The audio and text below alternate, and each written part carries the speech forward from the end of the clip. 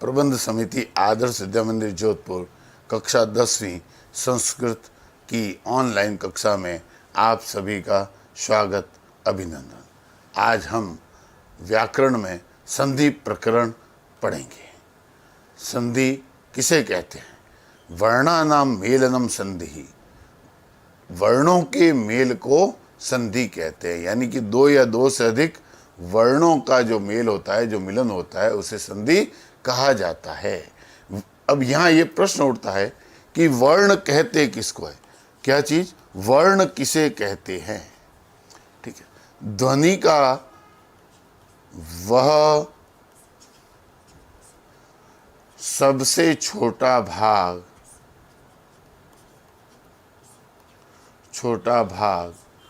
जिसे आगे विभाजित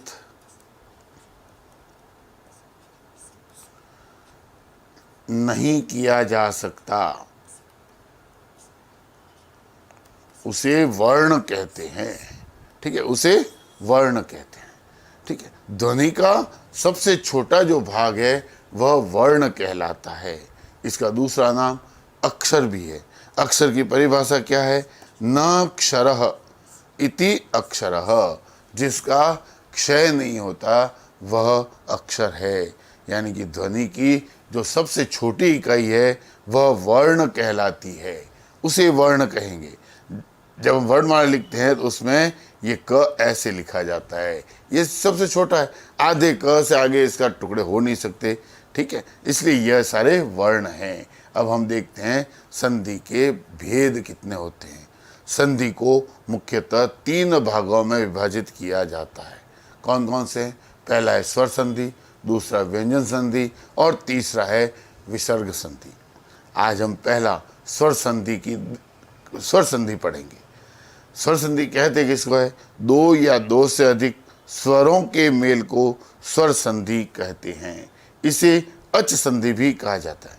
दो या दो से अधिक स्वरों के मेल को स्वर संधि कहते हैं। अब यहाँ भी प्रश्न उठता है कि स्वर किसे कहते हैं? तो स्वर किसे कहते हैं, इसका आएगा कि वे वर्ण जिनको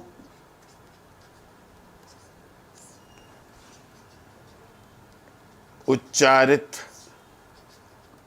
करने में किसी अन्य वर्ण की आवश्यकता नहीं पड़ती।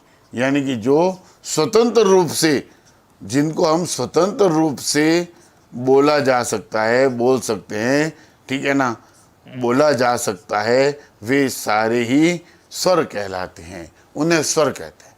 अब आता है स्वर है कितने, देखते हैं संस्कृत में। अ, आ, ई, बड़ी, उ, री, बड़ी री, लृ, ए, ऐ, ओ, औ।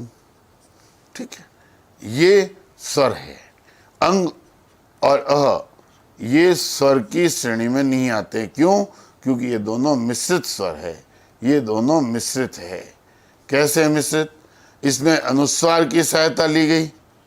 ठीक है, इसमें तो अनुस्वार लिया और इसमें ली विसर्ग।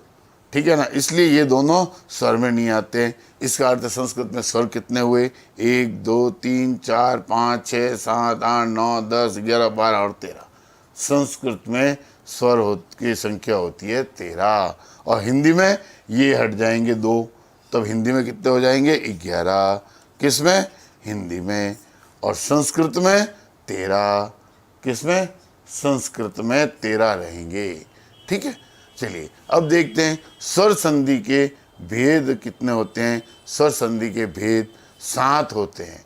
8वीं तक हमने पढ़ा था कि इसके भेद 5 ही होते हैं, लेकिन 2 और जुड़ जाते हैं 9वीं और 10वीं में, पूर्व रूप और पर रूप संधि के रूप में। कौन कौन से हुए? पहला है दीर्घ संधि, दूसरा गुण, वृद्धि, यण, अयादि, पूर्व रूप और पर रूप। आज हम दीर्घ संधि के विषय में पढ़ेंगे। दीर्घ संधि, दीर्घ का अर्थ ही होता है बड़ा। ठीक है, इसकी संस्कृत में परिभाषा है अकह सवर्णे दीर्घ, यह पाणिनि का सूत्र है। ठीक है, इसका अर्थ क्या होता है? अ या आ के बाद अ या आ आवे, ई या ई के बाद ई या ई आवे, उ या ऊ के बाद उ या ऊ आवे, और री या री के बाद री या री आवे, तो दोनों के स्थान पर एक दीर्घ स्वर हो जाता है, एक बड़ा स्वर हो जाता है। कहने का अर्थ क्या है? यदि अ के बाद अ आएगा तब भी आ बनेगा, अ के बाद यदि आ गया तब भी आ ही बनेगा, यदि आ के बाद अ आ गया तब भी आ बनेगा, और आ के बाद यदि आ गया तब भी आ ही बनेगा। यूं का यूं, यदि ई के बाद छोटी आ जाए तब भी बड़ी ही बनेगी, ई के बाद बड़ी आ जाए तब भी बड़ी ही बनेगा। ठीक है, बड़ी के बाद यदि छोटी आ जाए तो भी बड़ी ही बनेगा। ठीक है, और बड़ी के बाद यदि बड़ी आता है तब भी बड़ी ही बनता है। यूं का यूं, ऊ के बाद यदि ऊ आता है तो बड़ा ऊ बनता है, छोटे ऊ के बाद यदि बड़ा ऊ आ गया तब भी बड़ा ऊ ही बनेगा, यदि बड़े ऊ के बाद वापस ऊ आ गया तब भी बड़ा ऊ बनेगा, और यदि बड़े ऊ के बाद बड़ा ऊ आ गया तब भी बड़ा ऊ ही बनेगा। यूं का यूं, यदि री के बाद वापस री आता है तब भी बड़ा री ही बनता है, यानी कि नीचे ये दो री की मात्राएं लग जाती है। ठीक है, अब हम कुछ उदाहरण देखते हैं, उदाहरणों के द्वारा इसको समझने का प्रयास करते हैं बेटा। पहला है प्रधान प्लस अध्यापक। इस न में प्रधान में अंतिम उच्चारित वर्ण कौन सा है? अ। तो हम इसको लिख सकते हैं प्रधान। जब स्वर अलग होता है किसी व्यंजन में से तो वह वर्ण आधा बन जाता है, इसलिए प्रधान, इसमें अ को बाहर ले लिया, इधर पहला उच्चारित वर्ण क्या है? अ, इस अ को भी बाहर ले लिया और पीछे बच गया अध्यापक। ठीक है, और अ मिलकर के क्या बनता है? आ। हमने अभी देखा पहले कि अ और अ मिलता है तो आ बनता है। जब आ है तो जब यह किसी वर्ण में जुड़ता है स्वर तो वह अपनी केवल मात्रा को छोड़ता है, इसलिए प्रधा न और उसमें आ की डंडी लग जाएगी, बाकी यूं का यूं आएगा। ठीक है, ऐसा ही उत्तम प्लस अंग, इसमें अ है, दोनों मिले उत्तमांग बन गया। परम और अर्थ, या फिर अ है या अ है, दोनों मिलेंगे परमार्थ बन गया। च प्लस अपि चापी, च प्लस अस्ति चास्ति, दैत्य प्लस अरि दैत्यार्हि, एकेन प्लस अपि एकेनापि, च प्लस अयम चायम। ठीक है, आगे और देखते हैं। अ के बाद यदि आ जाए तो देव प्लस आनंद। ठीक है, यहाँ अ है, पहला उच्चारित वर्ण अ है, उसके बाद दूसरा इसका पहला उच्चारित वर्ण आ है, आ और अ मिलकर क्या बनता है? आ की मात्रा जब व में लगेगी तो वाह बन जाएगा, और नंद देवानंद बन गया ये सब। इसी प्रकार देव प्लस आलय देवालय बनेगा। शिष्ट प्लस आचार, अ और आ मिलकर के यहाँ भी आ बनेगा शिष्टाचार। रत्न प्लस आकर, ये अ और ये आ ये मिलकर के भी आ बनेगा, इसलिए आ की डंडी लगी और रत्नाकर बन गया। ठीक है, प्रधान प्लस आचार्य। ठीक है, इस अ और आ मिला प्रधानाचार्य। हिम प्लस आलय हिमालय, शांत प्लस आकार शांताकार, धन प्लस आदेश धनादेश। ठीक है, अब आता है आ के बाद यदि आ जाए तो क्या होगा? दया, इसका आ है, ठीक है, इसका उच्चारित वर्ण आ है, यहाँ उच्चारित वर्ण आ है, ये दोनों मिले तो क्या बनता है? आ, तो ये दोनों मिलके आ बन गया। ठीक है, इसलिए दयानंद।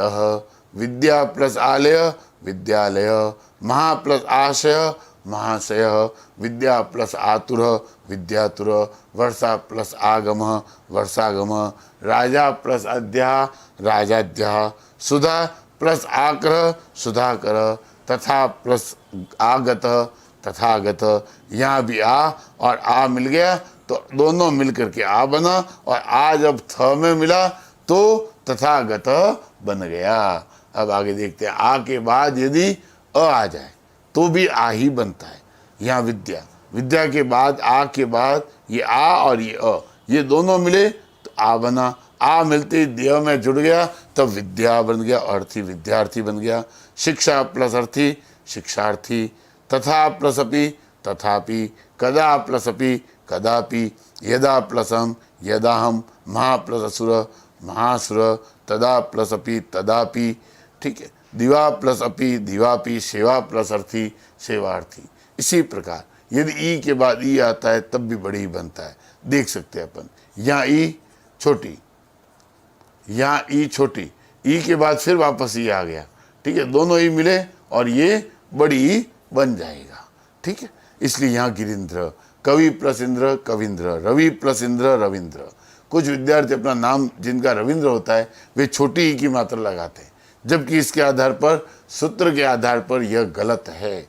रविंद्र में हमेशा बड़ी ई की मात्रा लगेगी, क्योंकि रवि का ई और इंद्र का ई दोनों मिल करके क्या बन जाता है, बड़ी ई बन जाती है, इसलिए रविंद्र बनेगा। मुनि प्लस इंद्र मुनिंद्र, श्रुति प्लस इंद्र श्रुतिंद्र, हरि प्लस इच्छा हरिच्छा, कपि प्लस इंद्र कपिंद्र, अभि प्लस इष्ट अभिष्ट। इसी प्रकार यदि छोटी ई के बाद बड़ी आ जाए तब भी बड़ी बनेगा। हरि यहाँ छोटी है यहाँ बड़ी है, हरि प्लस ईश हरीश, अधि प्लस ईश्वर अधीश्वर, क्षिति प्लस ईश क्षितिश, मुनि प्लस ईश्वर मुनीश्वर, परि प्लस ईक्षा परीक्षा, प्रति प्लस ईक्षा प्रतीक्षा, कवि प्लस ईश कविश, मुनि प्लस ईश, यहाँ ये बड़ी होगी, मुनि प्लस ईश मुनीश, गिरि प्लस ईश गिरीश, ठीक है। छोटी के बाद बड़ी है, बड़ी ही बनेगी। अब देखते हैं बड़ी के बाद ये छोटी आ जाए तो मही प्लस इंद्र महेंद्र, सुधि प्लस इंद्र सुधींद्र बन गया, पृथ्वी प्लस इंद्र पृथ्वींद्र, महति प्लस इच्छा महति इच्छा, सती प्लस सतीव, लक्ष्मी प्लस इंदु, देवी प्लस इयम, नारी प्लस इयम और मही प्लस इंदु, ठीक है। आगे देखते हैं यदि बड़ी के बाद भी बड़ी आ जाए तब क्या होगा। श्री प्लस ईशा श्रीश, नारी प्लस ईश्वर, यहाँ बड़ी है और ये बड़ी दोनों मिले तो ये बड़ी बन गया, इसलिए नारीश्वर। मही प्लस ईशा महिष, रजनी प्लस ईशा रजनीश, लक्ष्मी प्लस ईशा लक्ष्मीश, गौरी प्लस ईशा और नदी प्लस ईशा।